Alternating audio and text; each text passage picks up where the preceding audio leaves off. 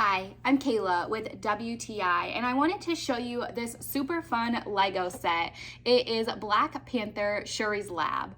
And what's awesome about this set is it's perfect for little ones who are transitioning out of the Duplo Legos to the classic Legos. This set is made of 58 different pieces, and my 5-year-old son had an awesome time putting it together. What I really like about it is it does two things. It helps him to learn to build, and it also gives him a set that he can use his imagination to have a lot of fun with the characters that it comes with. Now this set comes with 2 different minifigs. It comes with Black Panther, of course, and Shuri.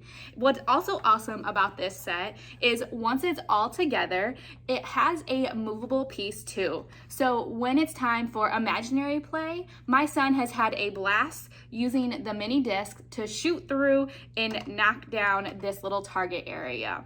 This has been awesome for his fine motor skills too. Because the pieces are a little bit smaller, it helps him to really start to build those muscles to be able to push the smaller pieces down.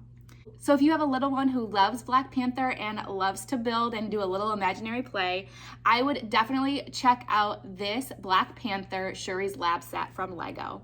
But that's just my point of view.